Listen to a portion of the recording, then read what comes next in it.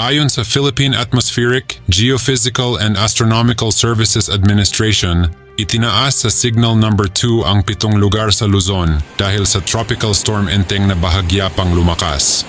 Sa tala ng Pag-asa, huling namataan ang bagyong Enteng sa coastal waters ng Vinzons, Camarines Norte. Kumikilos ang bagyo pakanluran-hilagang kanluran sa bilis na 10 km per hour. Narito ang kabuuang ulat panahon mula sa DOST Pag-asa. Bahagyang nag-intensify pa at bumagal din ng kilos ni Bagyong Enteng habang binabaybay pa rin ito yung karagatan silangan ng Bicol Region at huli itong namataan sa coastal waters ng Vinzons, Camarines Norte. Taglay na nito yung lakas ng hangin na 75 km per hour malapit sa sentro at bugso ng hangin na umaabot sa 90 km per hour. Ito ay kumikilos pakanluran, hilagang kanluran sa bilis na 10 km per hour at sa kasalukuyan ay patuloy pa rin itong nagdudulot ng halos tuloy-tuloy na mga malalakas na pagulan dito sa area ng Bicol Region maging sa bahagi din ng Quezon. And also ngayong araw, magdudulot din ito ng mga malalakas na pagulan at hangin dito rin sa area ng ilang areas pa ng Central Luzon at Southern Luzon maging dito rin sa bahagi ng Metro Manila. Samantala, ang Southwest Monsoon o habagat naman ay patuloy na umiiral dito naman sa kanlurang bahagi ng Southern Luzon at Visayas kung saan meron din po itong mga dalang pagulan dito sa kanluran ng Central at Southern Luzon, maging sa kanlurang bahagi din ng Western Visayas. So pag-iingat pa rin po para sa ating mga kababayan sa banta ng mga pagbaha at pagguho ng lupa. Mapapansin din po natin itong areas under yellow circle, kung saan itong areas po na ito, yung mga makakaranas ng mga maximum winds na dulot ni Bagyong Enteng. Kung saan meron nga po tayong wind signal number 2 na nakataas sa northeastern portion ng Camarines Norte, northeastern portion ng Camarines Sur, sa eastern portions ng Cagayan, Isabela, maging sa eastern portion din ng Quirino at eastern portion ng Kalinga. Samantala, meron din tayong wind signal number 1 sa southern portion ng Batanes, sa eastern portion ng Abra, maging sa eastern portions ng Mountain Province at ng Ifugao, sa nalalabing bahagi pa ng Cagayan, Isabela at Quirino, maging sa eastern portion ng Nueva Vizcaya, and also nalalabing bahagi pa ng Aurora, sa eastern portion ng Nueva Ecija, eastern portions ng Bulacan, maging sa silangang bahagi din po ng Rizal at Laguna. And also, meron din po tayong nakataas na wind signal number 1 sa northern and southern portions ng Quezon, maging sa bahagi din ng Marinduque, rest of Camarines Provinces, Albay, Sorsogon, Catanduanes, maging sa northern portion ng Masbate, kasama na dyan yung Ticao at Burias Islands. Kung saan yung mga areas na nabanggit nga po natin na ito, as makakaranas po sila ng mga malalakas na hangin na dulot ni Bagyong Enteng at posible po ito magdulot ng mga damages lalong-lalo na sa mga structures na gawa sa light material. So pag-ingat po para sa ating mga kababayan.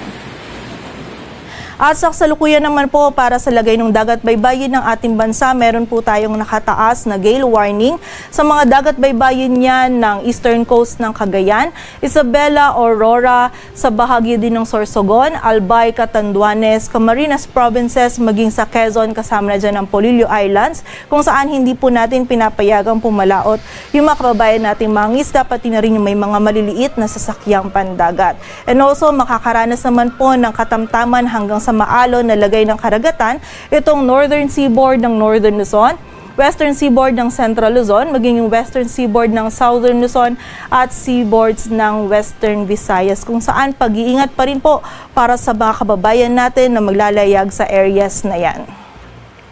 Samantala, bukod po dito sa mga areas natin under wind signals 1 and 2, is makakaranas din po ng mga malalakas na ng mga bugso ng mga malalakas na hangin dulot naman ng enhanced southwest monsoon.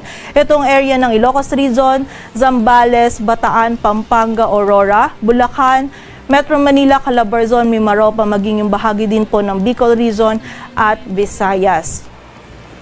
At para naman po sa mga pag-ulan na dulot ni Bagyong Enteng at ng southwest monsoon, sa kasalukuyan nga po habang binabaybay pa rin ni Bagyong Enteng yung karagatan, silangan po ng Southern Luzon, is makakaranas nga po tayo ng mga malalakas na pag-ulan sa Camarines Provinces, Albay, Polillo Islands, maging sa southern portion ng mainland Quezon. Samantala, meron din po tayong heavy to intense na mararanasan ng mga pag-ulan sa Aurora, sa nalalabing bahagi pa ng Quezon, sa Catanduanes, maging sa bahagi din ng Masbate at Sorsogon. Samantala, meron din po tayong mga malalakas na pag-ulan sa Isabela, Quirino, Bulacan, Metro Manila, rest of Calabarzon, Marinduque at Romblon, dulot nga po yan ni Bagyong Enteng. Samantala, ang habagat naman po ay magdudulot din ngayong araw ng mga pag-ulan sa Mindoro Provinces. Sa Northern Palawan, kasama na dyan ng Calamian, Cuyo at Cagayancillo Islands, maging ang bahagi din ng Antique. And also, meron din mga pag-ulan sa Zambales, Bataan, Tarlac, Pampanga, Nueva Ecija, rest of Palawan, rest of Western Visayas at maging sa Negros Island region. So muli po, pag-iingat para sa ating mga kababayan sa banta ng mga pagbaha at pagguho ng lupa. Samantala, bukas naman po ng Martes, habang binabaybay pa rin po nito ni Enteng itong silangan ng Northern Luzon naman, is meron po tayong mararanasan ng mga malalakas na pag-ulan sa malaking bahagi po ng Northern Luzon, partikular na yan dito sa Isabela, Cagayan, Abra, Apayao at Ilocos Norte. Samantala, mga malalakas din po na pag-ulan ng mararanasan sa Aurora, nalalabing bahagi pa ng Ilocos Region, Cordillera Administrative Region, maging sa bahagi din po ng mainland Cagayan Valley. Samantala, ang habagat po natin patuloy din pong magpapaulan bukas dito sa Occidental Mindoro, Northern Palawan, kasama na yung Calamian, Cuyo at Cagayancillo Islands, maging sa bahagi din ng Zambales at Bataan. At meron pa rin po tayong mararanasan bukas ng mga pag-ulan dito sa Metro Manila, Calabarzon, rest of Palawan, dito din sa bahagi ng Romblon, Western Visayas, Tarlac, Pampanga, Nueva Ecija at Bulacan. And by Wednesday naman po, patuloy pa rin magdudulot ng mga pag-ulan si Bagyong Enteng, kung saan sa Babuyan Islands, Apayao, Abra, Ilocos Provinces ay meron pa rin po tayong mga malalakas na pag-ulan na mararanasan. And also, moderate to heavy din po yung mga pag-ulan sa Batanes, mainland Cagayan at nalalabing bahagi ng Cordillera Administrative Region, maging sa area din po ng Ilocos Region, dulot pa rin po yan ni Bagyong Enteng. And also by Wednesday, patuloy pa rin po yung mga pag-ulan dito sa may western section ng ating bansa, partikular na yan sa Zambales, Bataan, Occidental Mindoro, sa Northern Palawan, maging dito pa rin sa Metro Manila, Calabarzon, sa Tarlac, Pampanga, Nueva Ecija, sa bahagi din po ng Bulacan, sa rest of Palawan, Romblon at Antique. So muli po, pag-iingat pa rin para dun sa mga kababayan natin sa posibilidad ng mga pagbaha at pagguho ng lupa, and also makipag-ugnayan din po tayo sa ating mga LGU at local DRRM offices para po sa mga aksyon na kailangan po nating gawin para sa ating kaligtasan.